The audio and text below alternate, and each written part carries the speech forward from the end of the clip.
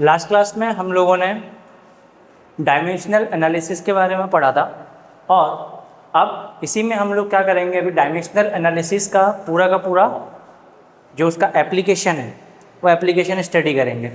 तो एप्लीकेशन में हमारे जो सिलेबस है उसमें इसके 3 एप्लीकेशंस मेंशन है। पहला एप्लीकेशन है किसी फिजिकल क्वांटिटी को एक यूनिट से दूसरे यूनिट में अगर हमको कन्वर्ट करना है तो कन्वर्ट करने के लिए हम लोग क्या करते हैं, डायमेंशनल एनालिसिस का यूज़ करते हैं, जिसका फॉर्मूला हमारा बनता है Q कोई क्वांटिटी है, N1 क्या है नंबर ऑफ क्वांटिटी और U1 क्या है unit of that quantity, N2 number और U2 क्या है आपका unit of that another quantity. इसी में हमने एक एग्जांपल लिया है, जैसे हम लोगों ने लिखा 1 जूल को अर्ग में कन्वर्ट करना है। अब जूल और अर्ग दोनों क्या है, हमारी वर्ग की यूनिट होती हैं। अब वर्ग के लिए कल हम लोगों ने डायमेंशनल फॉर्मूला निकाला था, वो होता है ml²T-2। अब जो जूल यूनिट है वो आपकी SI यूनिट है और जो अर्ग है वो CGS यूनिट है। अब SI यूनिट मतलब यहाँ पे हम कौन सा सिस्टम फॉलो करते हैं, MKS सिस्टम फॉलो करते हैं, मतलब मीटर, किलोग्राम और सेकेंड। और CGS सिस्टम में हम लोग सेंटीमीटर, ग्राम और सेकेंड वाला सिस्टम फॉलो करते हैं। अब इसको हमको कन्वर्ट करना है। 1 जूल के बारे में बात किया तो N1 की वैल्यू कितनी हो गई यहाँ पे 1, U1 कितना दे दिया आपको, मास 1 kg, L² कितना हो गया 1 मीटर और T-2 क्या हो गया 1 सेकेंड। यहाँ पे N2 आपको क्या करना है, निकालना है। U2 कितना हो गया आपका 1 ग्राम, M यहाँ पे, इसको M1 कर दो, इसको L1 कर दो, इसको T1, इसको M2, L2 हो जाएगा आपका 1 सेंटीमीटर और T2 हो जाएगा आपका 1 सेकेंड। ये हमने इसको लिख लिया। अब मुझे किसकी वैल्यू निकालना है, N2 की वैल्यू निकालना। तो इस फॉर्मूले से अगर मैं निकालता हूँ तो N2 इक्वल्स टू क्या हो जाएगा, N1 U1 upon U2। N1 मेरा 1 है तो ये U1 कितना हो जाएगा मेरा M1 अपॉन M2, पावर कितनी हो जाएगी 1, L1 अपॉन L2 का होल स्क्वायर और ये हो जाएगा T1/T2 का पावर -2।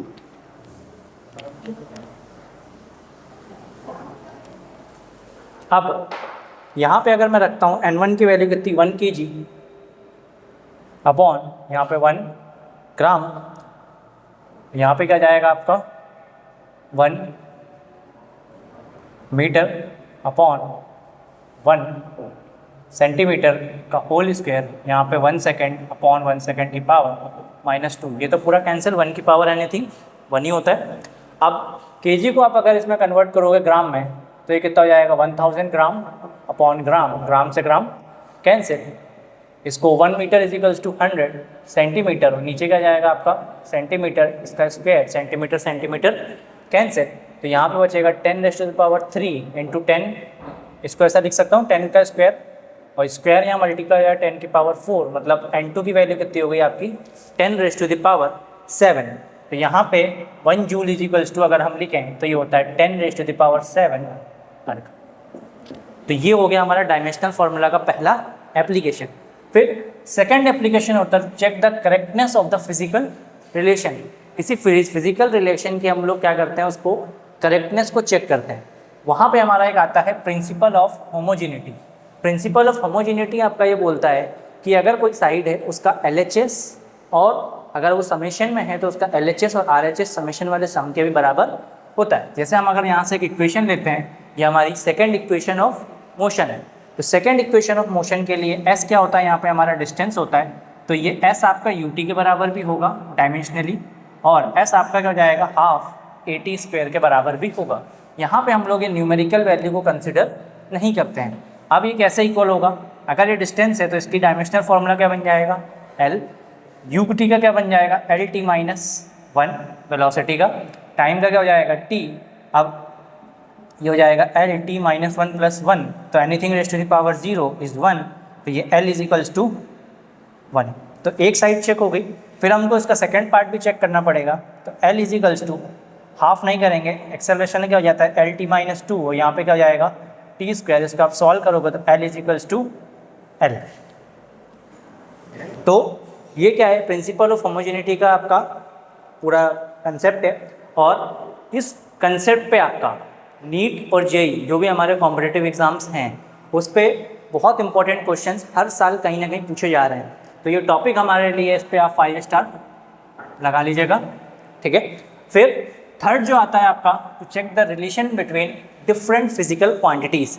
मतलब हम लोग जब प्रॉपर जो फॉर्मूला है, फॉर्मूला बनाने के लिए भी हम लोग इस चीज़ का यूज़ करते हैं। जैसे अगर आपको कोई क्वेश्चन है, क्वेश्चन में दिया हुआ है कि force is directly proportional to mass, velocity and radius.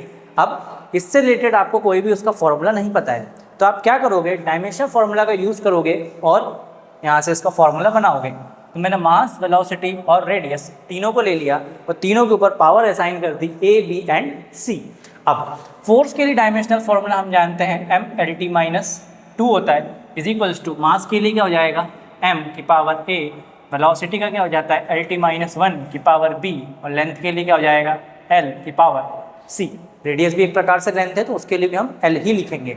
अब हम क्या करेंगे, कंपेयर करते हैं। ये हो जाता है m(L_t-2), अगर मैं सेम वाले सारे एक साथ कर दूँ, m⁴A, L की पावर क्या हो जाएगी, इसकी पावर B और उसकी पावर C, तो ये हो जाएगा B+C एंड t⁻⁻B।